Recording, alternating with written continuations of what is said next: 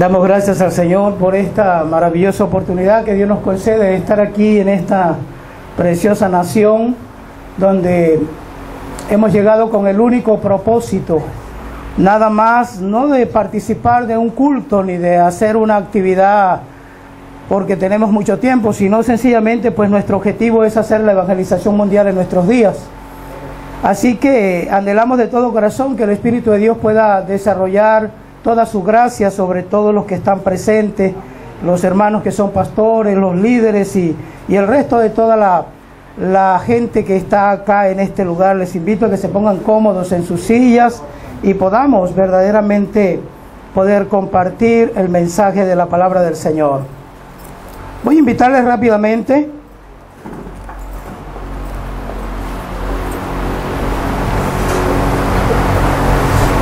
a abrir sus Biblias en el capítulo 1 de Génesis, el versículo 26. Vamos a leer allí un pasaje de la Escritura muy conocido.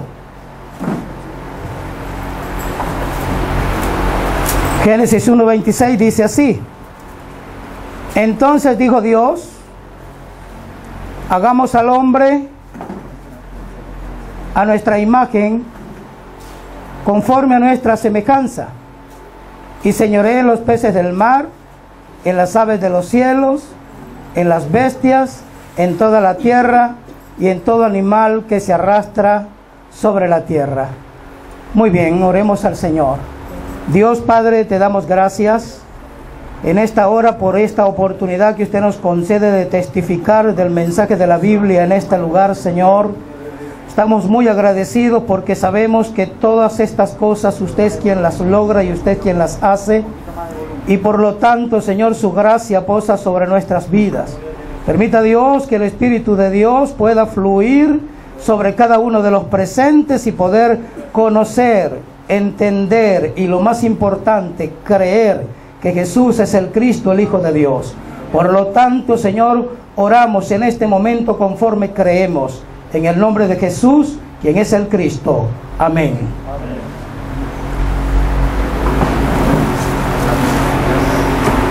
¿Usted es la pastora? ¿Podría ponerse cómoda? Yo le invito a que esté cómoda. No se preocupe. Póngase cómoda. Si el pastor está por ahí cerca, que también se ponga cómodo. Póngase cómodo, pastor. Gracias por su humildad. Sé que siempre somos servidores, pero de todo corazón queremos entregarle esto a todos los que están presentes y por supuesto a usted. Dios dice y Dios hace. Eso es lo que nos presenta a nosotros el texto que leímos. Dios dice y Dios hace. En todo lo que concierne a los asuntos del hombre, nadie tiene opinión. Ningún ser humano, ninguna otra persona puede verdaderamente querer colocar algún tilde o algún punto, algún acento al ser humano, sino que Dios es el que dice y Dios es el que hace. Y Dios creó al hombre y lo creó sin faltarle absolutamente nada. Lo hizo de una manera perfecta, conforme Él es, a su imagen y a su semejanza.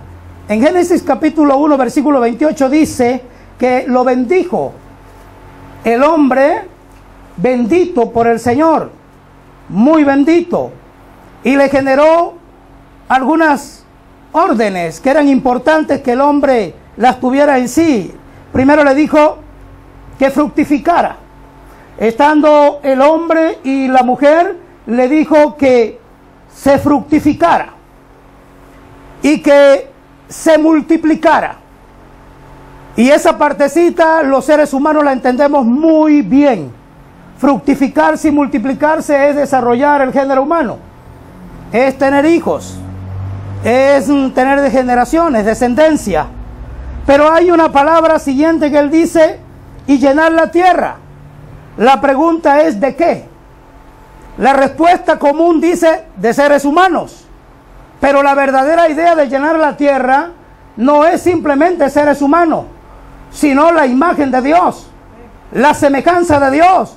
La intención de Dios con Adán y con Eva era que toda la tierra fuera llena de la imagen de Dios, de la semejanza plena y absoluta de Dios. De tal manera que para hacer esto, el hombre dependía de dos aspectos muy fundamentales. Número uno, tener la imagen de Dios muy clara en sí mismo, la semejanza plena de Dios, para poder gobernar entonces la tierra, de la cual él llenaría de esa imagen preciosa que era de Dios. Y el segundo aspecto del cual dependía que él llenara la tierra era del pacto que Dios le entregó en el capítulo 2 de Génesis, en el versículo 16 y 17, diciéndole: de todo árbol del huerto puedes comer.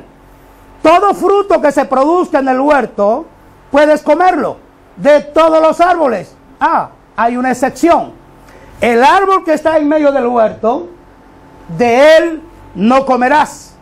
¿Por qué? Porque el día que de él comas, Adán, morirás.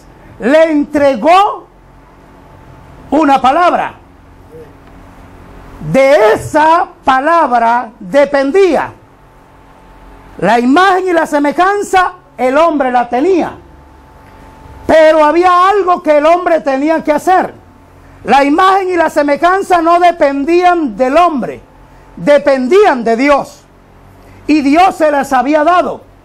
Dios había soplado en aquel muñeco de barro, había soplado en su nariz aliento de vida.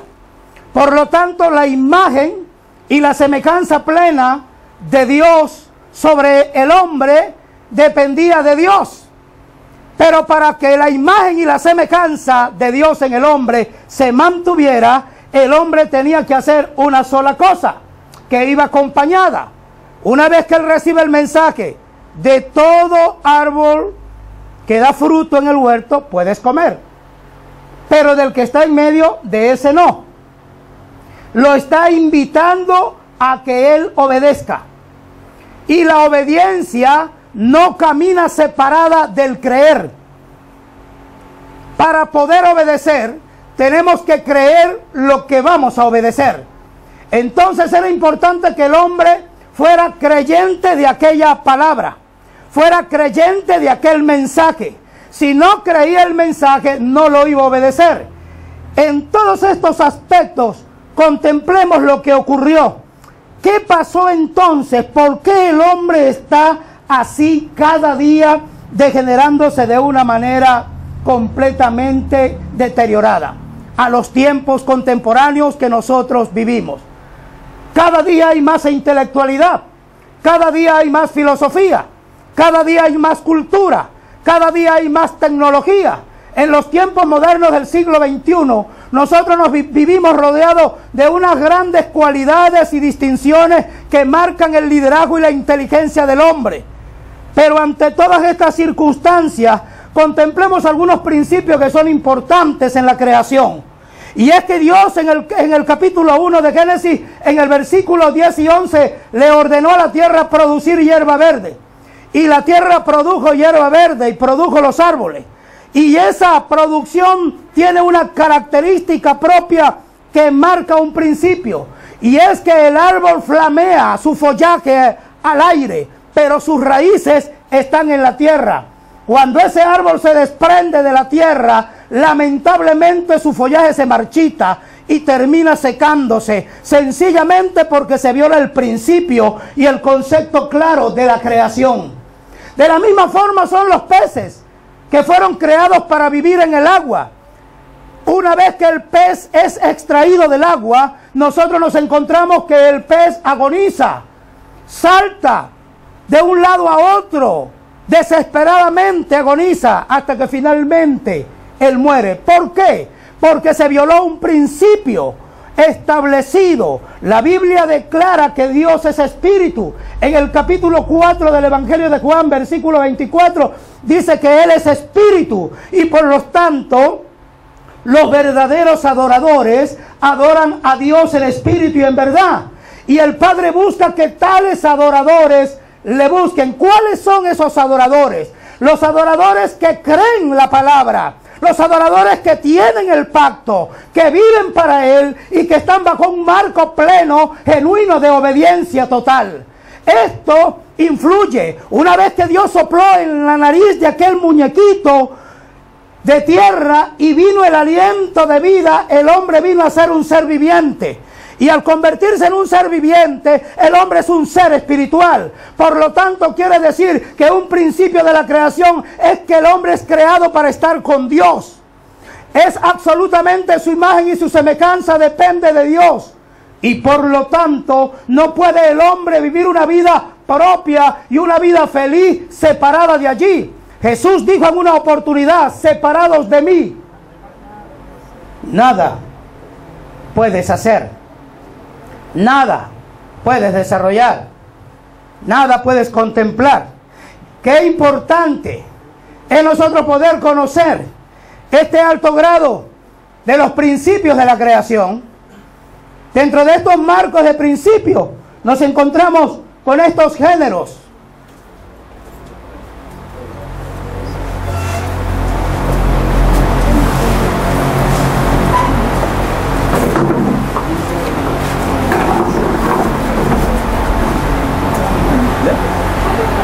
De tal manera que una vez que el hombre tiene en la mano aquel pacto que Dios le entrega, él dependía de dos cosas. Para poder llenar la tierra de la imagen de Dios, dependía sencillamente de que la imagen y la semejanza de Dios estuvieran en él.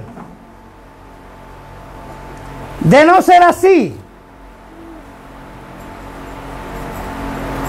el hombre necesitaba tener el concepto del pacto muy claro, y el cual consistía única y exclusivamente en la obediencia, en no comer del fruto que emanaba de aquel árbol que estaba en medio del huerto.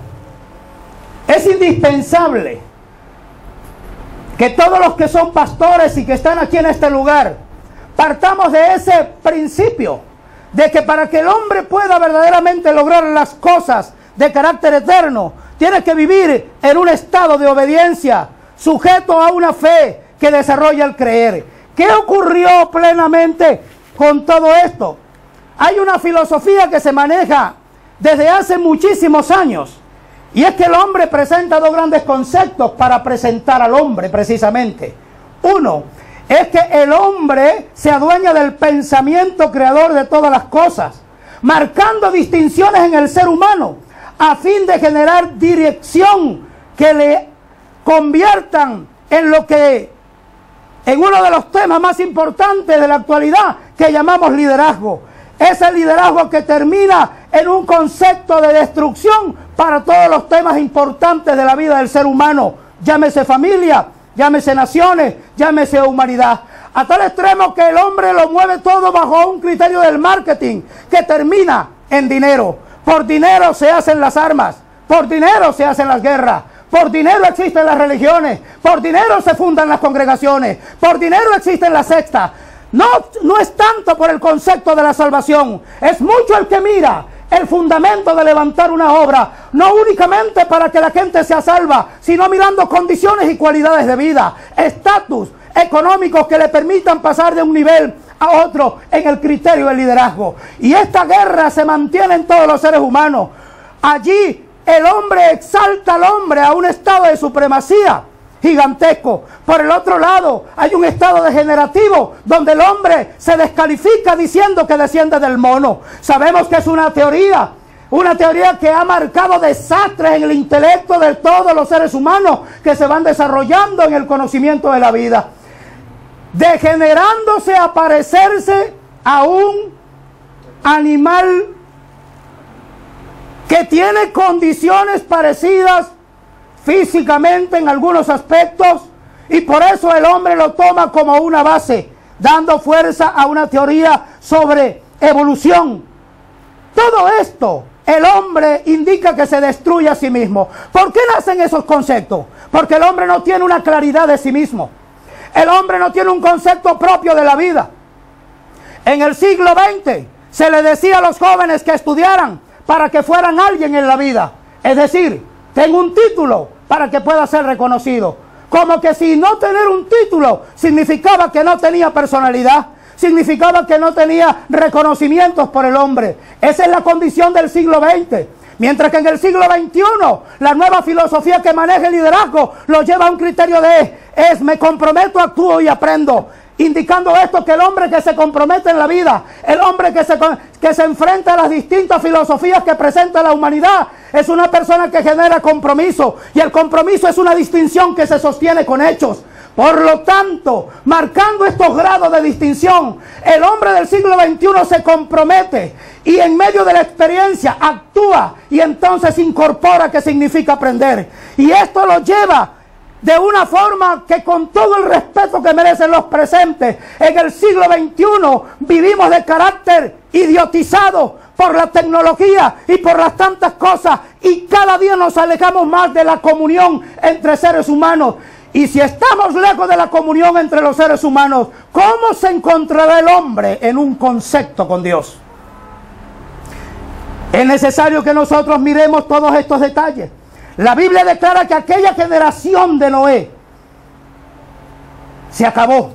¿Y sabe por qué? Perdón, de Adán se acabó. ¿Y sabe por qué se acabó? Porque Adán se encargó de romper el pacto. Dios le dijo: no comas del fruto del árbol que está en medio del huerto. ¿Qué hizo Adán? Comió. Hizo todo lo contrario. La serpiente que representa y que es el mismo Satanás le dijo: no moriréis. Dios le dijo: moriréis. La serpiente dijo: no moriréis. Él comió. ¿A quién le creyó?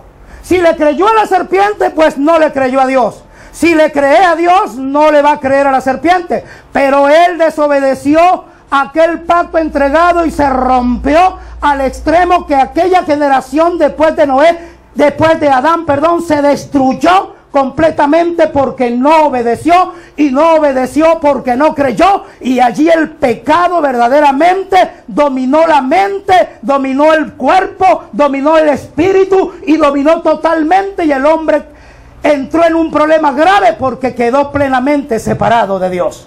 Ante esa situación, el hombre de aquella generación pereció. Pero en el tiempo y transcurriendo, dice que era como de 130 años, Adán tuvo un hijo llamado Set. Y Set se levantó, dice la escritura, que le nació un hijo y llamó su nombre Enos a este Set. Y cuando nació Enos, dice la escritura en Génesis 4:26, que los hombres comenzaron a invocar el nombre de Jehová. Hubo como un respiro y los hombres comenzaron a tratar de buscar a Dios. Pero esta generación también se corrompió. Esta generación también se volvió nada. Porque esta es la generación que muere y perece bajo el diluvio. Esta es la generación que se acaba, donde la maldad de los hombres fue tan fuerte que a Dios le dolió en su corazón haber creado al hombre. Y en los días de Noé se levanta una expectativa, y Dios se atreve en esa desesperada forma de buscar un hombre o de tirar una mirada, porque Él determinó destruir el género humano. ¿Por qué decide destruir al género humano? Porque ningún hombre tenía en su mano la palabra de Dios. Ningún hombre tenía en su mano la palabra, el concepto de Dios completamente claro. Y por ello entonces, lamentablemente, Dios toma una determinación porque la maldad era mucha. Y ante esta circunstancia, cuando Dios decide, hace la evangelización mundial de aquellos días. Ese Dios ejecutó en su amor y misericordia una mirada a la tierra y encontró un hombre justo que se llama Noé. Y a este Noé Dios le habló de tal manera que le dijo: estableceré mi pacto contigo. En el capítulo 6, versículo 18 del libro de Génesis, Él le dice: estableceré mi pacto contigo y entrarás en el arca tú, tus hijos, tu mujer y las mujeres de tus hijos. Note esto, la fase 2 de ese pacto con Noé está en el capítulo 9, versículo 1. Después que salen del arca, Él le dice a Noé y a sus hijos, le dice: fructifícate, multiplícate y llena la tierra. Por segunda vez, Dios hace un pacto de conciencia con el hombre y le repite la misma orden que le dio a Adán, el mismo acuerdo de Adán. Le establece y le dice claramente: fructifícate, porque solamente estaba él y su mujer, sus 3 hijos y sus 3 nueras. Y estando en ese estado, él le manifiesta diciéndole esas palabras: fructifícate y multiplícate. Y luego dice: llena la tierra. Una vez más Dios insiste en llenar la tierra. ¿Llenar la tierra de qué? No era simplemente de seres humanos, sino del temor, de la imagen y del concepto que había en Noé. Ese concepto propio de Dios, ese culto permanente de Dios. Toma esa palabra y la establece, y él repite ese pacto a Noé y a los hijos de Noé, y les dice: habló Dios a Noé en el capítulo 9, versículos 8 y 9 de Génesis. Dice: habló Dios a Noé y a sus hijos diciendo: he aquí yo estableceré mi pacto con vosotros y con vuestros descendientes después de vosotros. Y luego le establece diciendo en el 16: dijo Dios a Noé: esta es la señal del pacto que ha establecido entre mí y toda carne que está sobre la tierra. Es decir, Dios había decidido no destruir más al género humano por amor de Noé, y por lo tanto colocó un arco que aparece allí. A veces que la gente dice que cuando va a llover mucho es que aparece el arco. No, eso significa que la maldad de los hombres llena la tierra, pero Dios se acuerda de aquel pacto que solamente representaba y señalaba la misericordia, apuntando hacia una gran realidad, que era la presencia del Hijo de Dios sobre esta tierra. Esta generación lamentablemente también se perdió. Y se perdió porque en el capítulo 11 de Génesis, versículo 4, mire, vea el pensamiento de los hombres. Dijeron los hombres: vamos, edifiquemos una ciudad y una torre, cuya cúspide llegue al cielo, y hagamos un nombre, por si fuéramos esparcidos sobre la faz de toda la tierra. Ese concepto, esa declaración de los hombres, ponía a Dios fuera del entorno de sus vidas, e imponían sus propios criterios, e imponían sus propios pensamientos. Note usted lo que él dice: este liderazgo por un hombre llamado Nimrod, que fue el protagonista de aquel momento frente a aquella necesidad humana. Hagamos una ciudad, la ciudad ideal, propiamente. Hagamos un nombre. Note cómo habla: hagamos un nombre. Y usted no nota que en los tiempos actuales, ¿cómo son los ministerios de hoy en día? Todo ministerio tiene un nombre. Todo ministerio tiene un logo. Todo ministerio tiene una relevancia.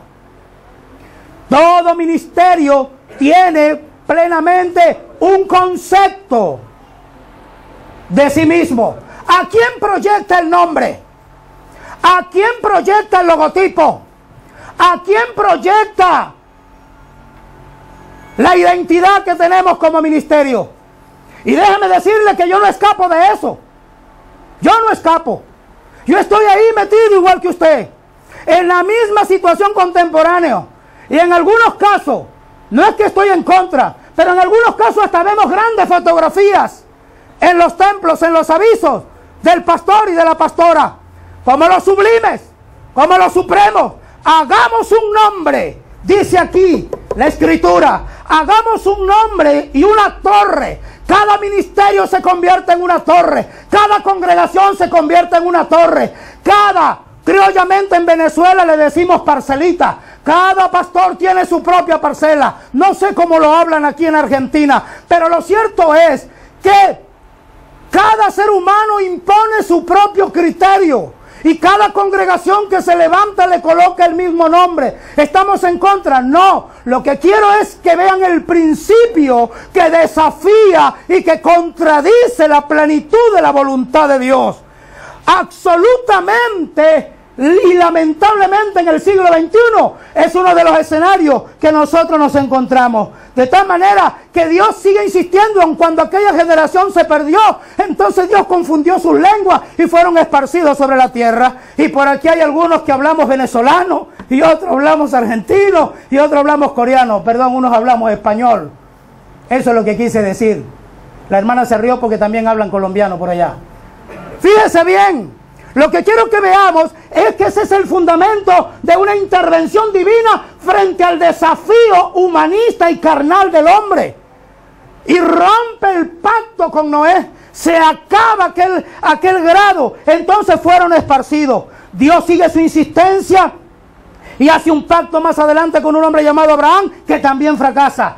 Pasa a Isaac, también fracasa. Pasa a Jacob y también fracasa. Pasa a la nación de Israel formada por los hijos de este hombre llamado Jacob, que luego se le transformó el nombre en Israel. Y aquella nación, Dios le entregó muchas cosas. Como nación le dio la tierra, le dio las leyes, le dio la cultura, le dio la fiesta, le dio las tradiciones, le entregó las ofrendas. Todo lo que hizo lo hizo con un solo propósito: de que Israel llenara la tierra, que diera a conocer la salvación de Jehová, que diera a entender el verdadero conocimiento. Pero ¿qué es lo que verdaderamente está pasando? Es algo muy sencillo. Todo eso marca la gran necesidad de que el Hijo de Dios se haga presente en la tierra. Todo eso marca la necesidad. ¿Por qué? Porque cuando Adán rompe el pacto surge un gran problema. ¿Cuál es el problema? Es que Satanás hace escenario en la vida del hombre. Y el hombre, quien en su estado original había estado en un principio ser creado como un rey, porque dice la Escritura: fructificad, multiplicaos, llenad la tierra y sojuzgarla. La palabra sojuzgar es gobierno. ¿Por qué gobernar? Porque Él era el Señor de la tierra. En el Salmo capítulo 8, versículo 4 al 8 dice: ¿qué es el hombre para que tengas de él memoria? ¿Y qué es el Hijo del hombre para que lo visites? Le has hecho poco menor que los ángeles. Es la Biblia que usted y yo tenemos, de la Reina Valera. Pero la más antigua dicen que le has hecho poco menor que Dios. Pero lo coronaste. ¿Y a quién se corona? ¿No es a un rey? Lo coronaste de honra y de gloria. Todo lo pusiste bajo sus pies. El señorío, la fuerza y el vigor estaban enmarcados en el hombre. Pero todo eso se perdió cuando Satanás se hizo presente en el huerto y le generó un diálogo, una conversación, y le ofertó una propuesta. Y en aquella propuesta el hombre sucumbió. El problema no simplemente fue que Satanás se hizo presente. El problema era que Adán veía que era codiciable para desarrollarse, para alcanzar sabiduría, porque era bueno y agradable a los ojos. El problema de Adán estaba allí y permitió que la mujer comiera. Él no estaba lejos de la mujer, porque cuando usted lee el texto de la Escritura, la serpiente no le habla a Eva. Ella dice: sabe Dios, no moriréis. ¿Por qué habla en plural? Si hubiese estado Eva sola, la serpiente le hubiese dicho: no morirás. Pero ella dijo: no moriréis. ¿Por qué dijo no moriréis? Porque Adán estaba cerca. Adán estaba hecho el, ¿cómo dicen aquí? El desentendido, el sordo, el Willy May le decimos allá en Venezuela. Como el que no es la cosa con él. Y la serpiente habló a la mujer, pero para que el hombre escuchara. ¿Y sabe por qué quería que el hombre escuchara? Porque el que tenía el pacto era el hombre, el que tenía la palabra era el hombre, el que tenía el mensaje era el hombre. Y si el hombre claudicaba, pues entonces la victoria satánica estaba conferida. Y lamentablemente ocurrió.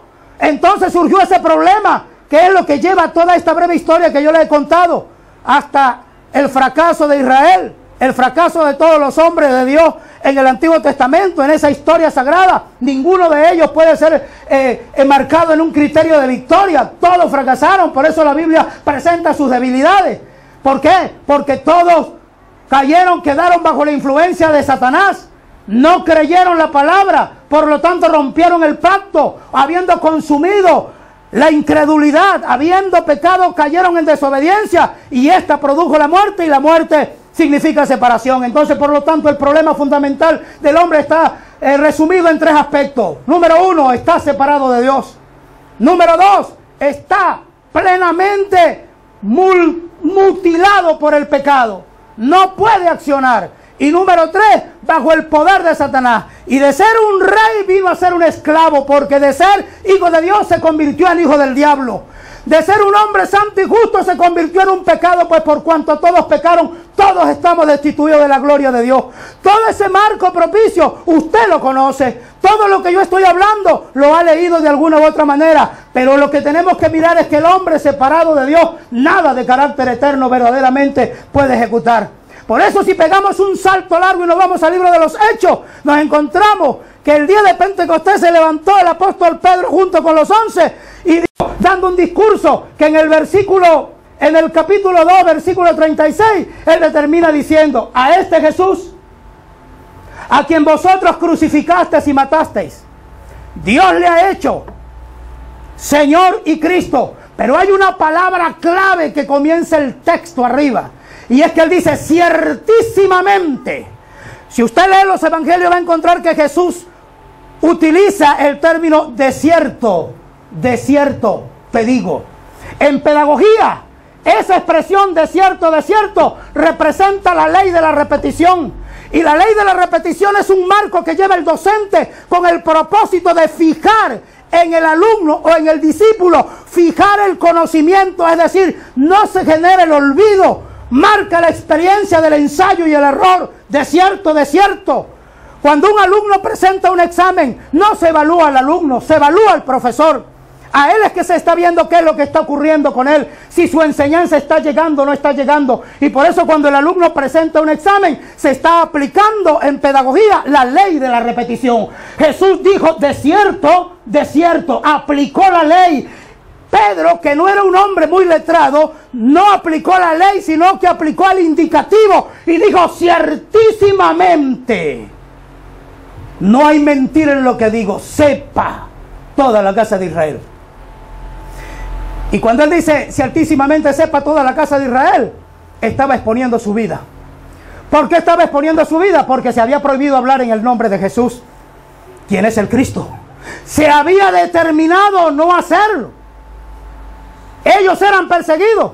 Y cuando Pedro se levanta y dice esas palabras, los 11 apóstoles que estaban con él, hasta el que habían ellos recién nombrado a través de la elección que habían hecho, todos afirmaron con la cabeza o con el cuerpo, afirmaron en la parte de atrás que sí es verdad lo que Pedro estaba comunicando, porque todos se pusieron en pie mientras Pedro daba el discurso, dando afirmación de que todos los apóstoles tenían el mismo sentir, indicando que todos ellos tenían el mismo mensaje, indicando que todos ellos creían lo que Pedro estaba diciendo, y no solamente lo creían porque Pedro lo dijo, sino porque eran testigos evidenciales, porque habían visto el mensaje, habían conocido la revelación de que Jesús es el Cristo, y entendieron plenamente en lo más profundo, y por eso se pusieron de pie, arremetiendo contra toda amenaza, contra toda circunstancia. No tuvieron temor de nada y se pusieron firmes para que todo el pueblo que escuchaba entendiera que era completamente cierto lo que Pedro estaba diciendo: a este Jesús,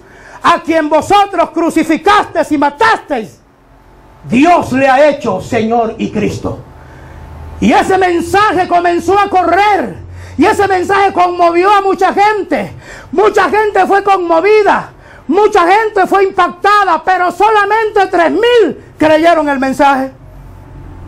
Había muchísima gente. Habían 15 naciones allí representadas. De todos los varones judíos piadosos repartidos en todo el mundo conocido del momento.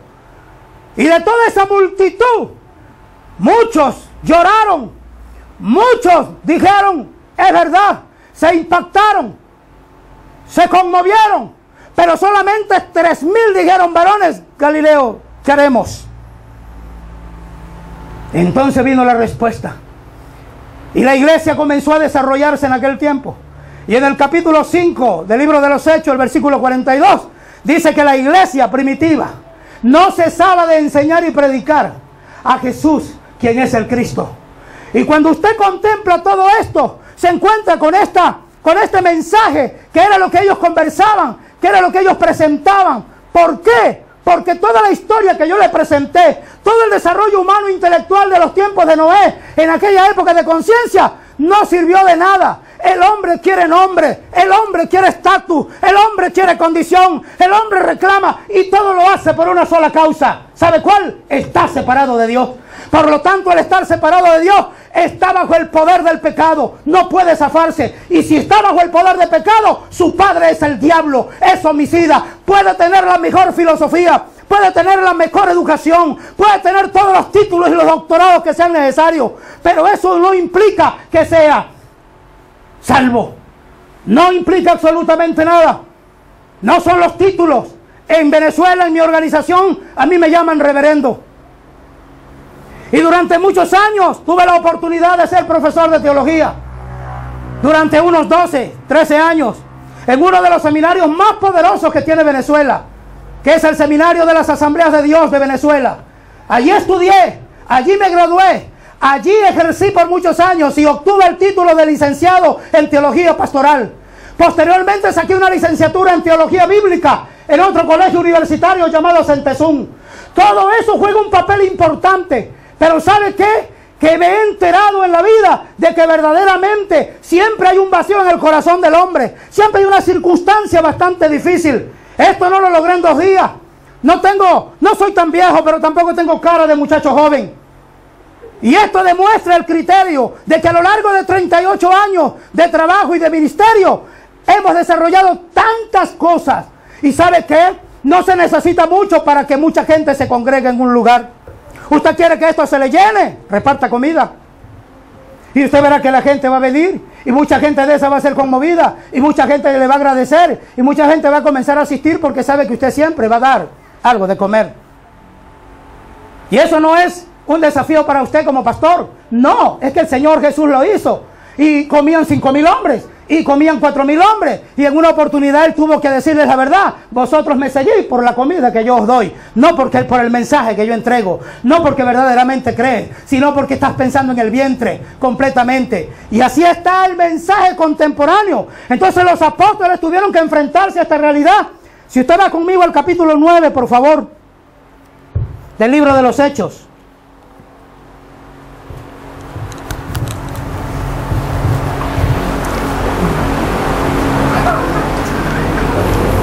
Y quiero que lea el versículo 22. Vamos a leer en el libro de los Hechos, el capítulo 9, versículo 22. Dice la escritura allí. ¿Lo tenemos? Pero Saulo mucho más se esforzaba y confundía a los judíos que moraban en Damasco, demostrando que Jesús era el Cristo. Saulo, ¿quién era Saulo? Un gran teólogo, un hombre muy estudiado, un hombre muy letrado, un hombre con una capacidad inmensa, con una cultura súper actualizada. Había estudiado a los pies del gran maestro Gamaliel. Era un hombre fariseo, conocía la palabra y conocía la ley de una manera gigantesca. Y este hombre, cuando iba a Damasco a defender plenamente, se encontró con esta gran realidad. ¿Qué nos demuestra a nosotros eso? Que él entonces entregó su vida rápidamente, entregó su vida para encontrarse con esta realidad y se esforzaba en demostrar por las escrituras que Jesús era el Cristo. Vamos al capítulo 18 rápidamente. En el capítulo 18 vamos a leer el versículo 5, el cual dice así: y cuando Silas y Timoteo vinieron de Macedonia, Pablo estaba entregado por entero a la predicación de la palabra, testificando a los judíos que Jesús era el Cristo. Siempre nos vamos a encontrar, y si leemos en ese mismo capítulo 18, desde el versículo 24, por favor siga conmigo, rápidamente que el tiempo nos agarra. Llegó entonces a Éfeso un judío llamado Apolos, natural de Alejandría, varón elocuente, poderoso en las escrituras. Este había sido instruido en el camino del Señor, y siendo de espíritu fervoroso hablaba y enseñaba diligentemente lo concerniente al Señor, porque solamente conocía el bautismo de Juan. Y comenzó a hablar con denuedo en la sinagoga, pero cuando lo oyeron, Priscila y Aquila lo tomaron aparte y les pusieron más exactamente el camino de Dios. Y queriendo él pasar a calle, los hermanos le animaron y escribieron a los discípulos que recibiesen. Y llegando él allá, fue de gran provecho a los que por la gracia habían creído, porque con gran vehemencia refutaba y públicamente a los judíos, demostrando por las escrituras que Jesús era el Cristo. Ahora bien, ¿por qué los apóstoles hablan de que Jesús es el Cristo? Vamos al capítulo 20 del Evangelio de Juan, versículo 30, rápidamente.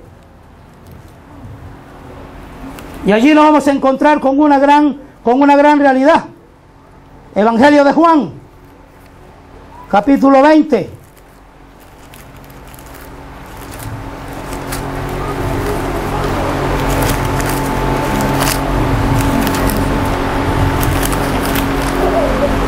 lo tenemos.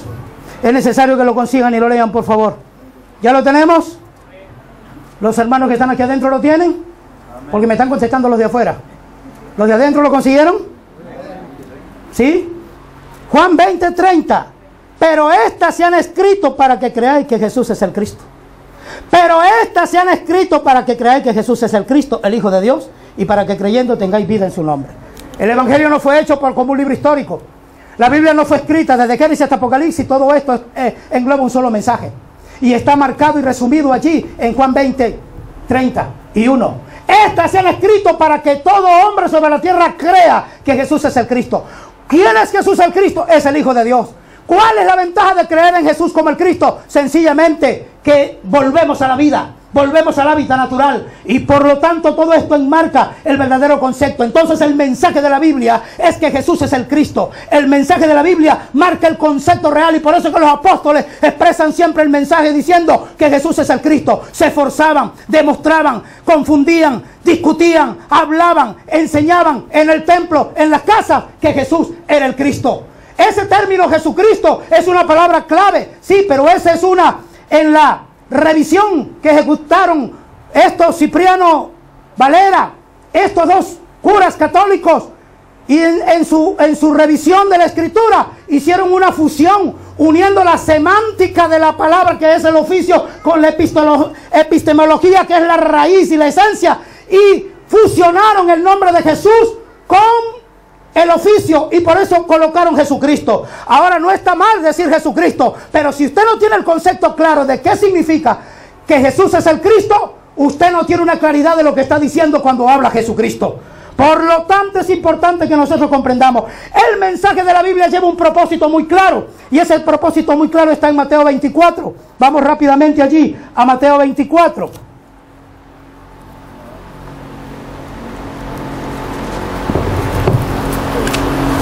Mateo 24.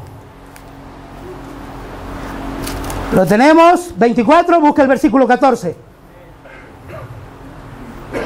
Y cuando nosotros entramos allí, entendiendo ya claro que el mensaje de la Biblia es que Jesús es el Cristo, entonces nos encontramos que Mateo 24:14 dice así: y será predicado este evangelio del reino en todo el mundo, para testimonio a todas las naciones.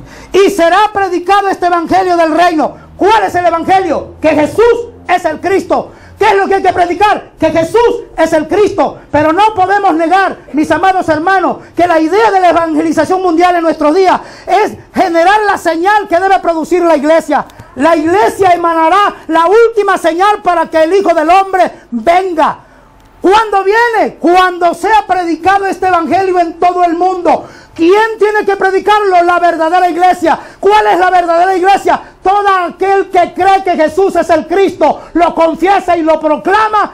Esa es la verdadera iglesia. De no ser así, lamentablemente, con todos los mensajes que tenemos en los púlpitos, con todas las enseñanzas que dais, con todos los distintos temas humanistas, psicológicos y sociológicos del momento, su iglesia se perderá.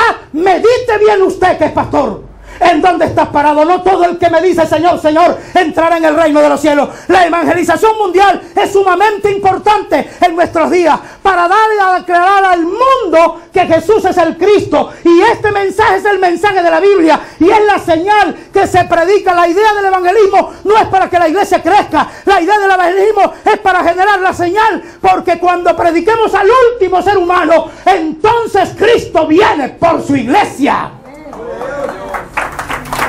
Y el venir del Señor es que anda buscando hombres y mujeres que puedan ser testigos de esta verdad.